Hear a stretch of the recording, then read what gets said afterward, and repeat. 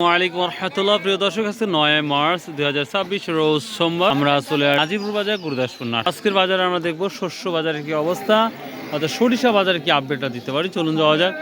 ভোটটা এখনো আসে নাই, তবে খুব অচিরে আসবে ইনশাল্লাহ। খালি শুধুমাত্র সরিষা এবং হলুদ যদি সম্পর্কে আলোচনা করব। বনি এখনো করেন নাই? 3400 বললেন, এটা শুকনা না?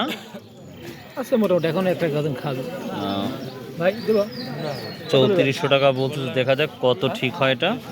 3450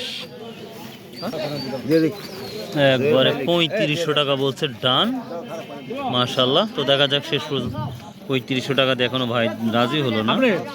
প্রথম সরিষাই দেখলাম আমরা 3500 টাকা, উনি দিল না। হচ্ছে বাজার 3500 টাকা যাচ্ছে এবং শেষ কত যায় সেটাও দেখবো ইনশাল্লাহ। দেখা যাক কত বললেন আঙ্কেল।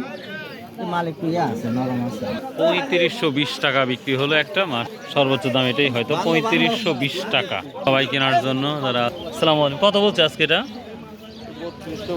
3200 টাকা বলে না।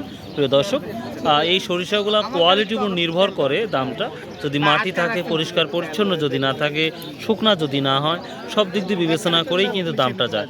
তো আমার চোখ দিয়ে আজকে সর্বোচ্চ 3520 টাকা পর্যন্ত আমি দেখেছি। এই লাল সরিষার কি অবস্থা সেটা দেখাবো ইনশাল্লাহ। এটা রাই।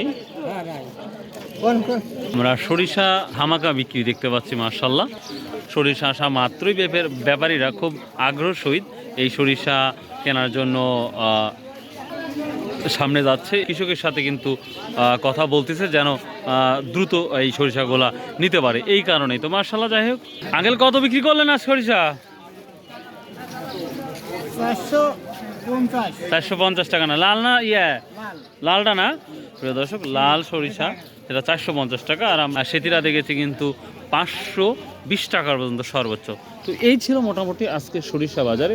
তবে আশা করা যাচ্ছে সরিষার বাজারটা আমরা প্রতিটা বাজারে দেখতে পাচ্ছি একটু ভালো এবং সামনে অগ্রসর হওয়ার সম্ভাবনা দেখতে পাচ্ছি। তো যাই হোক, এই ছিল একটা আপডেট। সো বাই, আল্লাহ হাফেজ, আসসালামু আলাইকুম রহমতুল্লাহ। ইনশাল্লাহ আবার দেখা হবে কোন একটি ভিডিওতে।